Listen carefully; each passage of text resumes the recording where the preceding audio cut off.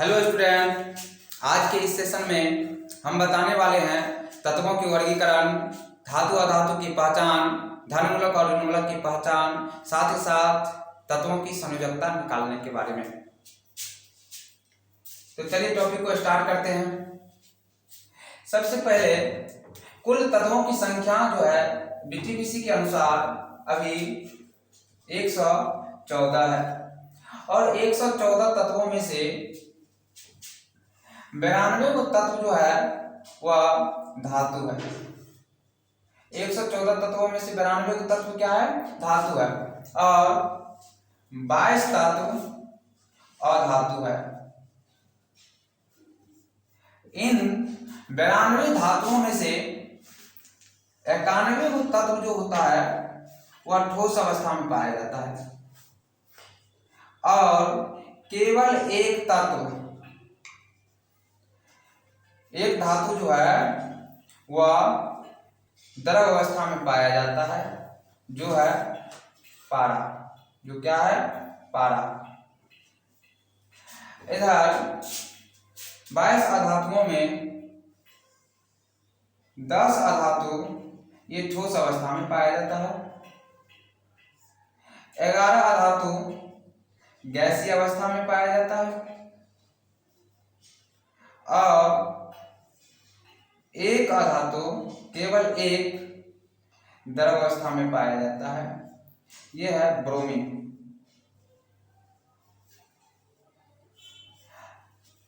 इन 11 गैसीय अधातुओं में से 6 अधातु को निष्क्रिय या अक्रिय गैस कहा जाता है, जो इस प्रकार है: helium, neon, argon, krypton, radon और जेनॉन। ये छहों को निष्क्रिय या अक्रिय गैस कहा जाता है। निष्क्रिय या अक्रिय गैस कहते हैं। इन छहों तत्वों में से हीलियम को छोड़ करके बाकी सभी तत्वों के बाहरी कक्षा में 8 इलेक्ट्रॉन होता है।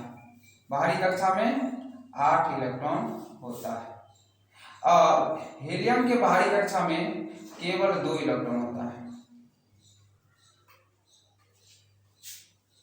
हीलियम के बाहरी कक्षा में कितना इलेक्ट्रॉन होता है? 2 इलेक्ट्रॉन होता है। हीलियम अपवाद है। चलिए एक बार फिर से हम चर्चा कर देते हैं। वर्तमान समय में कुल 114 तत्व है, जिसमें से 92 को तत्व क्या है? धातु है और 22 तत्व क्या है?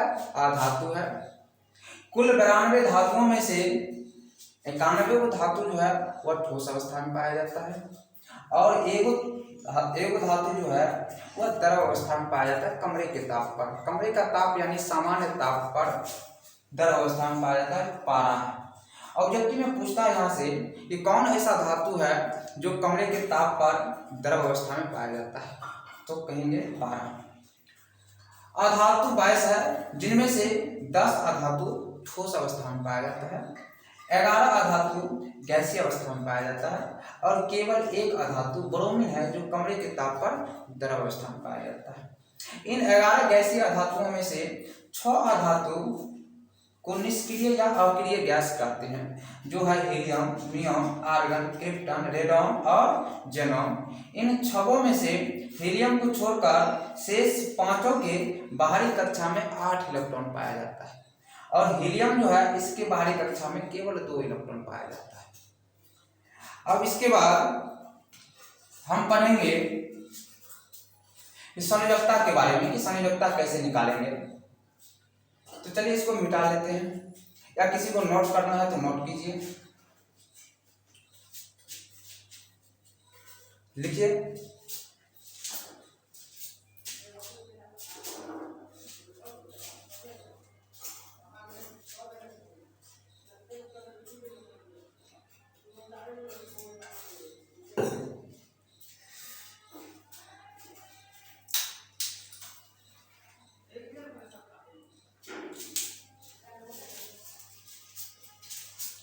तो चलिए आप लोग लिख लिए होंगे।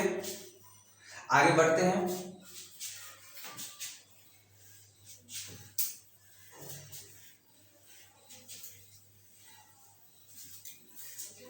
अब सबसे पहले देखना है कि संयोजकता जो अपने लोग निकालते हैं, तो संयोजकता या तो 1 होता है, या 2 होता है, या 3 होता है, या 4 होता है। कभी संयोजकता 4 से अधिक नहीं होता। किसी भी तत्व का संयोजकता जो होता है वह या तो 1 होगा, या 2 होगा, या 3 होगा, या 4 होगा। लेकिन हम जानते हैं कि किसी भी तत्व के बाहरी कक्षा में जो इलेक्ट्रॉन होता है वह 8 होता है, अधिकतम 8 होता है। 8 से कम हो सकता है, लेकिन 8 से अधिक कभी भी नहीं होता है। यानी किसी भी तत्व के बाहरी कक्षा में या तो 1 इलेक्ट्रॉन होगा, या 2 होगा, या 3 होगा, या 4 होगा, या 5 होगा, या 6 होगा, या 7 होगा, या 8 होगा। इतना इलेक्ट्रॉन होता है। अधिकतम 8 होगा, न्यूनतम 1 होगा।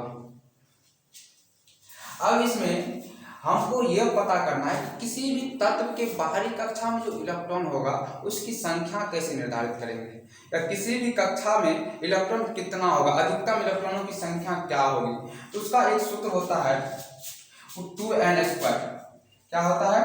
2n²। यानी n की जगह कक्षा की संख्या रखेंगे। अगर n की जगह 1 रखेंगे तो पहला कक्षा, तो पहले कक्षा में 2 गुना 1 का स्क्वायर 1, यानी 2 इलेक्ट्रॉन होगा। पहला कक्षा में कितना इलेक्ट्रॉन? 2 इलेक्ट्रॉन होगा। दूसरी कक्षा यानी n के जगह पे 2 रखेंगे तो 2 का स्क्वायर, तो 2 गुना 2 का स्क्वायर कितना होता है?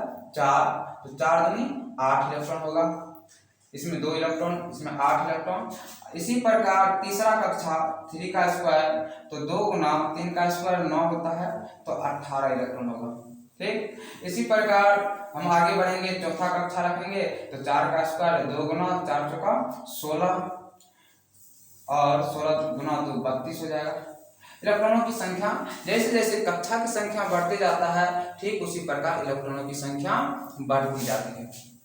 अब यहाँ पर बात करते हैं, अगर किसी भी तत्व के बाहरी कक्षा में 1, 2 या 3 इलेक्ट्रॉन है, किसी भी तत्व के बाहरी कक्षा में 1 इलेक्ट्रॉन हो, 2 इलेक्ट्रॉन हो, या 3 इलेक्ट्रॉन हो, तो वह जो तत्व है वह कहलाता है धातु। अगर बाहरी कक्षा में 1, 2 या 3 इलेक्ट्रॉन होगा तो वह क्या कहलाएगा? धातु। और जो धातु होगा वह धनमूलक होगा। धातु क्या होता है? धनमूलक होता है। और जो धनमूलक होगा वह इलेक्ट्रॉन का क्या करेगा? त्याग करेगा। इलेक्ट्रॉन का त्याग करेगा। और इलेक्ट्रॉन के त्याग यानी धातु जो होता है यह विद्युत और ऊष्मा का क्या होता है? सुचालक होता है, सुचालक होगा। और इसकी जो संयोजकता होगा, संयोजकता यानी बाहरी कक्षा में अगर 1 इलेक्ट्रॉन रहेगा तो वैलेंसी जो होगा, संयोजकता बाहरी कक्षा में अगर 1 तो संयोजकता 1 हो जाएगा। और बाहरी कक्षा में अगर 2 इलेक्ट्रॉन, ऐसे लिख लेते हैं, बाहरी कक्षा में 1 तो इसका वैलेंसी 1।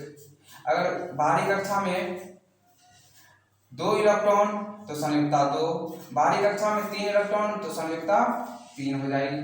ठीक, ये इलेक्ट्रॉन है, ये वैलेंसी है। ठीक इसी प्रकार अगर किसी तत्व के बाहरी कक्षा में 5, 6 या 7 इलेक्ट्रॉन है, 5, 6 या 7 इलेक्ट्रॉन है, तो ये जो तत्व होगा यह अधातु होगा और यह ऋण मूलक होगा।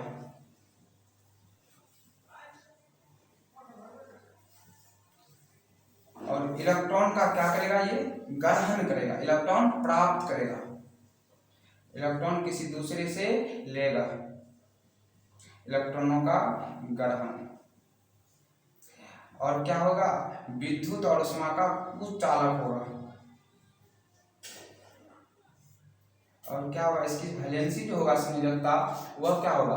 तो बाहरी कक्षा में अगर 5 इलेक्ट्रॉन है तो देखना है प्रत्येक तत्व क्या चाहता है कि हमारी बाहरी कक्षा में 8 इलेक्ट्रॉन हो। इससे पहले बताए हैं कि 6 गो गैस ऐसा है, helium, neon, argon, krypton, radon और जेनॉन। ये 6 तत्व ऐसा है जिसके बाहरी कक्षा में 8 इलेक्ट्रॉन होता है। इसके बाहरी कक्षा में 8 इलेक्ट्रॉन होता है और जिसके बाहरी कक्षा में 8 इलेक्ट्रॉन होता है वह निष्क्रिय या अक्रिय गैस कहलाता है। तो सभी तत्व चाहता है कि हम निष्क्रिय या अक्रिय बन जाए। निष्क्रिय या अक्रिय कहने का मतलब हुआ कि यह तत्व किसी दूसरे तत्व के साथ अभिक्रिया नहीं करता है, यानी अपने में परिपूर्ण रहता है, यानी इसके पास सारा सुख सुविधा सारा कुछ उपलब्ध है, सारा सुख सुविधा उपलब्ध है। तो इधर जो बाद बाकी 114 में से 6 को छोड़कर के 108 तत्व है, वह सभी तत्व चाहता है कि हम इन्हीं 6 के जैसा बन जाए और इन छगों के जैसा बनने के लिए वह इलेक्ट्रॉनों का आदान प्रदान करते रहता है। इलेक्ट्रॉन का क्या करता है? आदान प्रदान करता है। यहाँ पर जो 108 तत्व है वह इन्हीं के जैसा बनना चाहता है और इनके जैसा बनने के लिए क्या करता है? तो इलेक्ट्रॉनों का त्याग करता है या ग्रहण करता है। अब ये तो समझ गए कि 1 2 3 इलेक्ट्रॉन रहेगा तो धातु होगा, धनमूलक होगा, इलेक्ट्रॉनों का त्याग करेगा, सुचालक होगा और इसका संयोजकता जो होगा 1 2 या 3 होगी। और अधातु जो होगा उसकी बाहरी कक्षा में 5 6 7 इलेक्ट्रॉन होगा। अगर बाहरी कक्षा में 5 6 7 इलेक्ट्रॉन है तो वह अधातु होगा और ऋणमूलक होगा और इलेक्ट्रॉन का ग्रहण करता है और सुचालक होता है। अब बात करते हैं ये जो 6 गो गैस है इसके बाहरी कक्षा में कितना इलेक्ट्रॉन होता है? 8 इलेक्ट्रॉन होता है और इन 6 तत्व को छोड़ करके इधर जो बचा 108 तत्व, ये 108 तत्व इन्हीं 6 तत्वों के जैसा बनना चाहता है।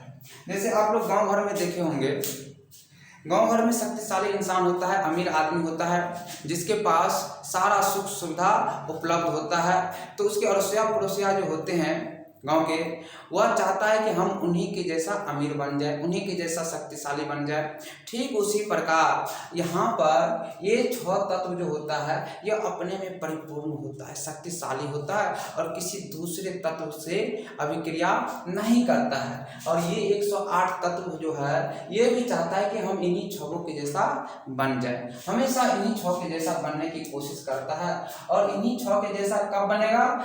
जब इसके बाहरी कक्षा में 8 इलेक्ट्रॉन हो जाएगा। तो यहाँ पर बाहरी कक्षा में 8 इलेक्ट्रॉन लाने की सब तत्व क्या करता है? कोशिश करते रहता है। बाहरी कक्षा में 1 2 3 इलेक्ट्रॉन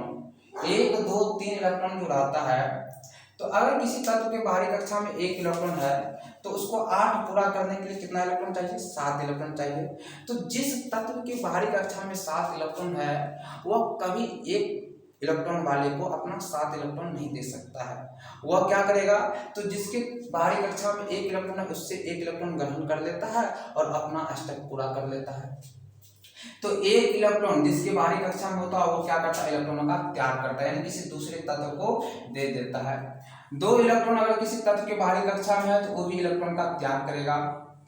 3 इलेक्ट्रॉन है किसी तत्व के बाहरी कक्षा में तो वो भी इलेक्ट्रॉन का त्याग करेगा, क्योंकि इसको 8 पूरा करने के लिए 5 इलेक्ट्रॉन चाहिए। और जो तत्व के बाहरी कक्षा में 5 इलेक्ट्रॉन है वह खुद 3 इलेक्ट्रॉन लेकर के अपना अष्टक पूरा करता है, ना कि इसको 5 इलेक्ट्रॉन देगा। इसीलिए जो तत्व इलेक्ट्रॉनों का त्याग करता है वह धातु कहलाता है। और इधर जो है 5 तत्व 6 और 7, अगर किसी तत्व के बाहरी कक्षा में 5 इलेक्ट्रॉन 6 इलेक्ट्रॉन और 7 इलेक्ट्रॉन जो है वह अधातु होता है, क्योंकि इसको 8 इलेक्ट्रॉन पूरा करने के लिए कितना इलेक्ट्रॉन चाहिए? 3 इलेक्ट्रॉन, 5 3 8। तो अगर 3 इलेक्ट्रॉन इसको चाहिए तो इसकी संयोजकता जो होगा वह जितना इलेक्ट्रॉन चाहिए होता है वही इस तत्व का संयोजकता होता है, यानी वैलेंसी जो होगा वैलेंसी जो होगा इलेक्ट्रॉन, कितना इलेक्ट्रॉन चाहिए इसको आप पूरा करने के लिए, तो 5 है अगर बाहरी कक्षा में तो 3 चाहिए, तो 3 इलेक्ट्रॉन होगा, 5 है बाहरी कक्षा में तो इसका वैलेंसी हो जाएगा वह 3 होगा, यानी 8 पूरा करने के लिए कितना चाहिए, 3 चाहिए, तो वैलेंसी क्या होगा 3 होगा।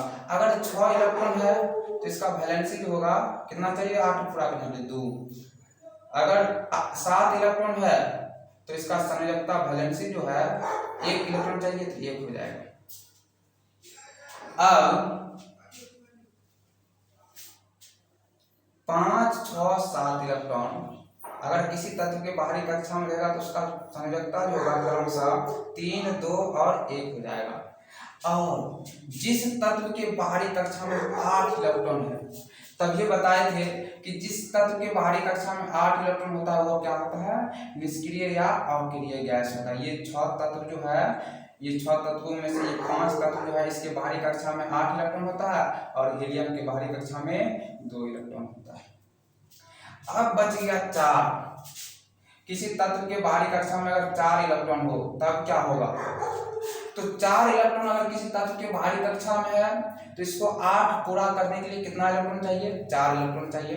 तो 4 इलेक्ट्रॉन कोई भी तत्व इसको नहीं देता है। अगर कोई तत्व इसको 4 इलेक्ट्रॉन देता तो नहीं है, तो ये भी किसी भी तत्व को 4 इलेक्ट्रॉन नहीं देता है।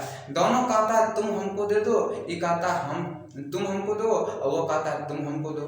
तो दोनों क्या करता है आपस में, ना तो यह देता है उसको और ना वह देता है इसको, ये दोनों साझेदारी करता है और साझेदारी करके तत्वों का यौगिक का निर्माण करता है। और इसका संयोजकता, ये तत्व होगा या धातु भी हो सकता है और अधातु भी हो सकता है, उपधातु भी हो सकता है, यानी धातु, अधातु, उपधातु तीनों हो सकता है। कुछ तीनों का कोई तत्व ऐसा है जो धातु होगा, कोई अधातु होगा, कोई उपधातु होगा। जैसे सिलिकॉन के बाहरी कक्षा में 4 इलेक्ट्रॉन पाया जाता है और वह सिलिकॉन जो है उपधातु कहलाता है। अधातु जैसे कार्बन जो है, कार्बन के बाहरी कक्षा में 4 इलेक्ट्रॉन होता है, वह अधातु कहलाता है। और इसकी जो संयोजकता जो होगा, यह संयोजकता इसकी 4 होता है। वैलेंसी कितना होता है, 4 होता है। बाहरी कक्षा में 4 इलेक्ट्रॉन और संयोजकता क्या होगा, 4 होगा। अब किसी किसी के मन में आता होगा कि ये धन मूलक कैसे होता है और ऋण मूलक कैसे होता है, धन मूलक और ऋण मूलक कैसे होता है। तो हम 9th में पढ़े थे कि तत्व के जितना परमाणु संख्या होता है, यानी किसी भी तत्व की परमाणु संख्या जितनी होती है उस तत्व में इलेक्ट्रॉन की संख्या भी उतनी होती है और प्रोटॉन की संख्या भी उतना ही होता है। जैसे एक एग्जांपल लेते हैं हम, सोडियम का परमाणु संख्या होता है 11, यानी सोडियम का परमाणु संख्या 11, तो इसमें इलेक्ट्रॉन की संख्या भी 11 होगा और प्रोटॉन की संख्या भी 11 होगा। अब तत्व के यानी परमाणु के नाभिक में प्रोटॉन होता है और न्यूट्रॉन होता है, और इलेक्ट्रॉन क्या करता है, वृत्ताकार कक्ष पर चक्कर लगाता है। इलेक्ट्रॉन वृत्ताकार कक्ष पर चक्कर लगाता है, प्रोटॉन और न्यूट्रॉन केंद्र में होता है, नाभिक में उपस्थित होता है। इलेक्ट्रॉन जो होता है यह ऋण आवेशित होता है, यानी इस पर जो चार्ज होता है इलेक्ट्रॉन पर वह होता है 1.6 × 10⁻⁻90 कूलम, और प्रोटॉन पर जो चार्ज होता है वह प्लस में होता है 1.6 × 10⁻90 कूलम। चार्ज दोनों पर सेम है, फर्क इतना है कि इलेक्ट्रॉन पर माइनस चार्ज होता है और प्रोटॉन पर प्लस चार्ज होता है। अब यहाँ पर हम देखें हैं इसके बाहरी कक्षा में परमाणु में इलेक्ट्रॉनों की संख्या कितना है, 11 है। बता चुके हैं कि किसी भी तत्व के कक्षा में इलेक्ट्रॉनों की संख्या कितनी होगी। तो अगर पहला कक्षा है तो 2 इलेक्ट्रॉन, दूसरा है तो 8, तीसरा है तो 18, चौथा है तो 32। ठीक उसी प्रकार यहाँ पर हम देखते हैं इस सोडियम जो है इसके परमाणु संख्या 11, तो पहला कक्षा जो होगा, पहला कक्षा में कितना इलेक्ट्रॉन जाएगा, तो 2 इलेक्ट्रॉन, यानी ये पहला कक्षा है, इस पे 2 इलेक्ट्रॉन गया। और दूसरा कक्षा में कितना जाएगा, तो लिखा हुआ है दूसरा कक्षा में कितना जाएगा, 8 इलेक्ट्रॉन, यानी इसमें क्या हो, 2 3 4 5 6 7 8 इलेक्ट्रॉन, 8 और 2 10 हो गया। अब बचा कितना इलेक्ट्रॉन, 1 इलेक्ट्रॉन, ये जाएगा तीसरा कक्षा में। तीसरा कक्षा में क्या इलेक्ट्रॉन जाएगा, 1 इलेक्ट्रॉन, यानी इस तत्व के बाहरी कक्षा में कितना इलेक्ट्रॉन है, 1 इलेक्ट्रॉन है। तो 1 इलेक्ट्रॉन है तो क्या करेगा, इलेक्ट्रॉन का त्याग करेगा, इलेक्ट्रॉन किसी दूसरे तत्व को दे देगा। जब 1 इलेक्ट्रॉन या किसी दूसरे तत्व को दे देगा, तब इस पर इलेक्ट्रॉनों की जो संख्या होगा वह 11 से क्या हो जाएगा, 10 हो जाएगा। कितना हो जाएगा, 10 हो जाएगा। पहले 11 था, अब कितना हो गया, 10 हो गया। यहाँ पे लिखते हैं इलेक्ट्रॉनों की संख्या जो होगा 10 हो जाएगा, और 10 गुना चार्ज कितना है, चार्ज को मान लेते हैं x, दोनों का चार्ज क्या है, x, तो -x बराबर हो जाएगा -10x। अब प्रोटॉन की संख्या तो पहले जितना था उतना अभी भी होगा, तो प्रोटॉन की संख्या 11 गुना प्लस में x, ये हो जाएगा 11x। अब यहाँ पर -10x और प्लस 11x, ज्यादा कौन है, 11x। तो धन मूलक की संख्या क्या है, ज्यादा है, ऋण मूलक की संख्या कम है, या दोनों को जोड़ने पर 11x और प्लस -10x, ये हो जाएगा 11x माइनस 10x बराबर x, यानी पॉजिटिव कण आया, इसलिए ये होता है धनमूलक। और ये इलेक्ट्रॉन जो त्याग करता है, दूसरे तत्व को देता है, तो उस पर पहले से क्या होता है, इलेक्ट्रॉन की संख्या बराबर प्रोटॉन की संख्या, दोनों बराबर होता है, यानी वह ना तो धनमूलक होता है और ना ऋणमूलक होता, उदासीन होता है। लेकिन जब इलेक्ट्रॉन ग्रहण करता है तो ऋणमूलक की संख्या अधिक हो जाती है, और ऋणमूलक की संख्या अधिक होने के कारण होता है तो क्या हो जाता है, ऋणमूलक हो जाता है। यानी इलेक्ट्रॉन की संख्या, इलेक्ट्रॉन जब ग्रहण करेगा तो क्या हो जाएगा, ऋणमूलक हो जाएगा। धातु के गुण में पढ़े थे कि जो तत्व धातु होता है वह विद्युत और उष्मा का क्या होता है, सुचालक होता है, और जो अधातु होता है वह विद्युत और उष्मा का कुचालक होता है, यानी अंगूर होता है। ठीक, तो ये समझ गए आप लोग। चलिए आगे बढ़ते हैं।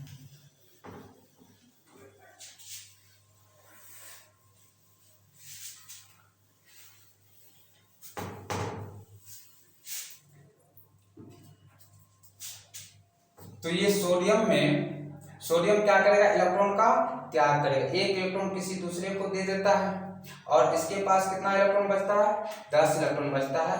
तो सोडियम जो होता है यह 10 इलेक्ट्रॉन ये नियॉन के बराबर हो जाता है, यानी नियॉन का परमाणु संख्या 10 होता है, इसमें प्रोटॉन की संख्या भी 10 और इलेक्ट्रॉन की भी संख्या 10 होता है। लेकिन 10 इलेक्ट्रॉन अब सोडियम की बाहरी कक्षा में भी बच जाता है। एक इलेक्ट्रॉन का जब त्याग करता है तो इसके बाहरी कक्षा में कितना इलेक्ट्रॉन, बाहरी कक्षा में नहीं, पूरा इलेक्ट्रॉन कितना, 10 इलेक्ट्रॉन। जब इसके बाहरी पूरा इलेक्ट्रॉन 10 हो जाता है तब यह नियॉन के बराबर हो जाता है, नियॉन का भी 10 इलेक्ट्रॉन, इसका भी 10 इलेक्ट्रॉन, यानी नियॉन के जैसा व्यवहार करने लगता है, और एक इलेक्ट्रॉन किसी दूसरे को दे देता है। जैसे क्लोरीन है, क्लोरीन ऋणमूलक है, इसका परमाणु संख्या कितना होता है, 17, यानी अगर इसको इलेक्ट्रॉनों को सजाएंगे तो पहला कक्षा में 2 इलेक्ट्रॉन, दूसरा कक्षा में जाएगा कितना इलेक्ट्रॉन, 8 इलेक्ट्रॉन, 1 2 3 4 5 6 7 और 8 इलेक्ट्रॉन, 8 10 हो गया, और तीसरा कक्षा में क्या इलेक्ट्रॉन जाएगा, 10 7 17, यानी 1 इलेक्ट्रॉन 2 3 4 5 6 7 इलेक्ट्रॉन, यानी बाहरी कक्षा में 7 है। तो यह क्लोरीन सोडियम से 1 इलेक्ट्रॉन ग्रहण कर लेता है, और सोडियम से 1 इलेक्ट्रॉन ग्रहण करके यह पुराता है बाहरी कक्षा में 8 इलेक्ट्रॉन, और हो जाता है किसके बराबर, आर्गन के जैसा हो जाता है। किसके जैसा, आर्गन के भी इलेक्ट्रॉन, आर्गन में इलेक्ट्रॉन होता है 18, और इसके क्लोरीन में भी 18 हो जाता है, तब यह क्लोरीन आर्गन के जैसा व्यवहार करने लगता है। तो इधर जितने भी 108 तत्व है वह तत्व आपस में क्या करता है, अभिक्रिया करता है और यौगिक का निर्माण करता है। अब संयोजकता कैसे निकलेगा तत्व का, संयोजकता कैसे निकालेंगे, तो बताएं बाहरी कक्षा में जितना इलेक्ट्रॉन अगर 1 2 3 है तो वही संयोजकता, अगर 5 6 7 है तो क्रमशः इसका संयोजकता 3 2 1 हो जाएगा। तो देखिए कुछ एग्जांपल लेते हैं, इसको मिटा देना, इसको समझाने के लिए बताए थे, फिर बताएंगे आगे।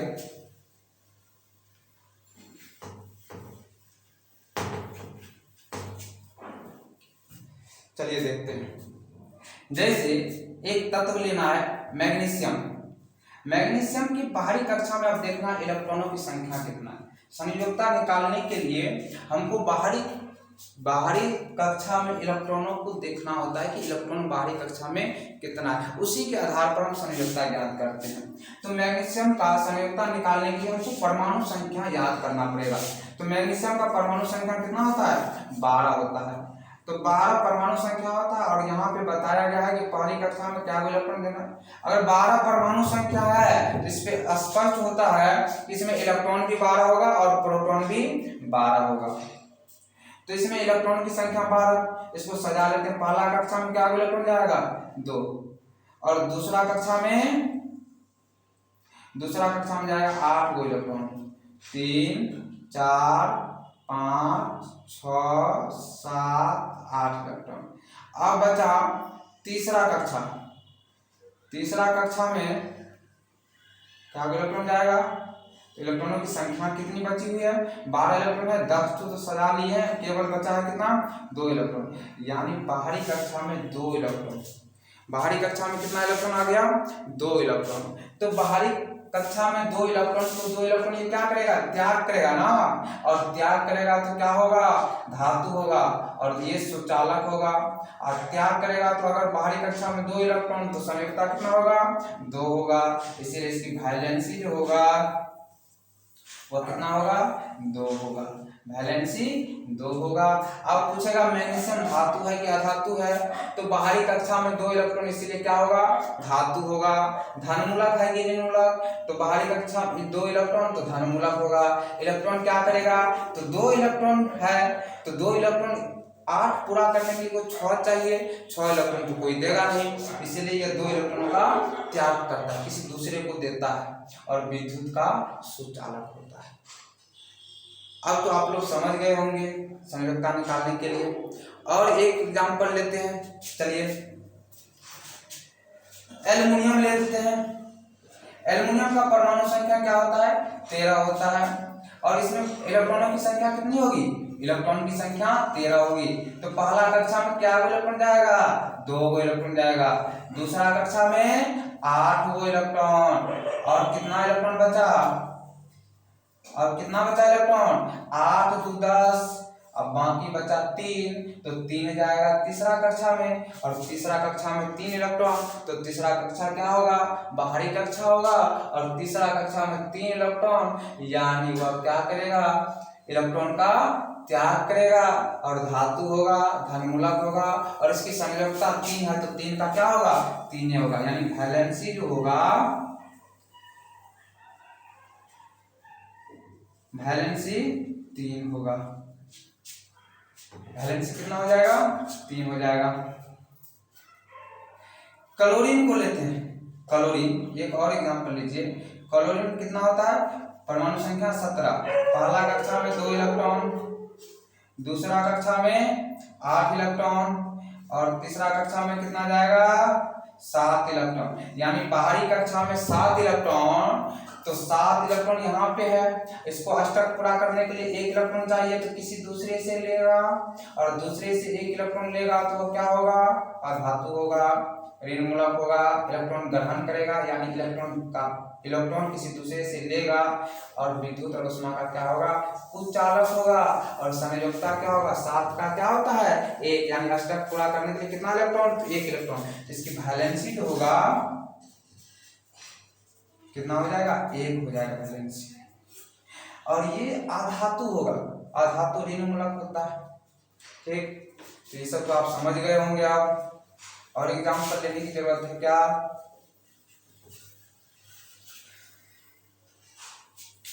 चलिए और एक दो एग्जाम्पल लेकर के देख लेते हैं। फास्फोरस P15, फास्फोरस का परमाणु संख्या कितना होता है? 15 होता है। 15 होता है परमाणु संख्या, तो इसमें इलेक्ट्रॉन की संख्या कितनी होगी? 15 होगी। और पहला कक्षा में क्या इलेक्ट्रॉन जाएगा? 2 गो। दूसरा कक्षा में 8 गो। यहां से दूसरा कक्षा में क्या हो? 8 गो। और तीसरा कक्षा में अब 8 और 2 10 गो इलेक्ट्रॉन चला गया, तो बचा क्या गो? 5 गो। तो तीसरा कक्षा यानी बाहरी कक्षा में क्या इलेक्ट्रॉन होगा? 5 गो होगा। तो 5 इलेक्ट्रॉन बाहरी कक्षा में है, तो 5 है तो क्या है? अधातु है। अधातु है तो ऋणमूलक है, इलेक्ट्रॉन का ग्रहण करेगा। और इलेक्ट्रॉन कितना ग्रहण करेगा? तो अष्टक पूरा करना है, अष्टक यानी 8 इलेक्ट्रॉन पूरा करना है। तो 5 है, 8 पूरा करने के लिए कितना चाहिए? 3 इलेक्ट्रॉन चाहिए। तो 3 इलेक्ट्रॉन इसका क्या हो जाएगा? संयुक्ता, यानी 5 इलेक्ट्रॉन बाहरी कक्षा में, तो संयुक्ता क्या होगा? 3, यानी 8 पूरा करने के लिए कितना इलेक्ट्रॉन चाहिए? तो 3 इलेक्ट्रॉन चाहिए, इसीलिए इसका वैलेंसी जो होगा वह 3 होगा। और ये तत्व की प्रकृति अगर पूछ देगा कि तत्वों की प्रकृति क्या है, तो प्रकृति बताएंगे ये धातु है। क्या है? धातु है। धातु नहीं अधातु है, क्योंकि 5 इलेक्ट्रॉन है ना, अधातु है। तो अब तो आप लोग समझ गए होंगे आप। चलिए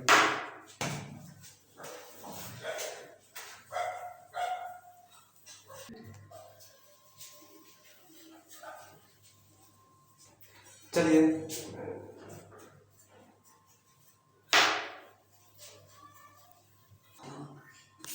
कर दे।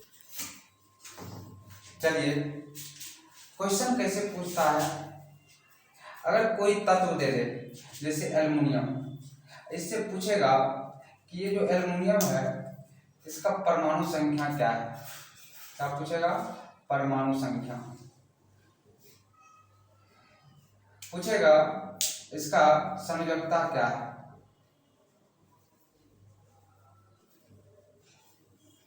और पूछ सकता है तत्वों की प्रकृति क्या है। तो परमाणु संख्या हमको क्या करना है? पता होना चाहिए। परमाणु संख्या याद कर लेंगे। क्या होता है एल्युमिनियम का परमाणु संख्या? 13। अब इसकी संयोजकता क्या होगा? अभी तुरंत बताए थे। तो पहला कक्षा में जाएगा 2 इलेक्ट्रॉन, दूसरा में 8 जाएगा, 8 तो 10, तीसरा कक्षा में 3 इलेक्ट्रॉन जाएगा। यानी बाहरी कक्षा में 3 इलेक्ट्रॉन, तो 3 इलेक्ट्रॉन है तो क्या होगा? इसकी संयोजकता 3 होगा। तो संयोजकता 3। तत्वों की प्रकृति का मतलब हुआ कि ये तत्व जो है ये धातु है कि अधातु है। तो 3 बाहरी कक्षा में इलेक्ट्रॉन है तो क्या होगा? धातु होगा। धातु होगा। चलिए आज का क्लास यहीं पर समाप्त करते हैं और अगले क्लास में इससे आगे पढ़ेंगे।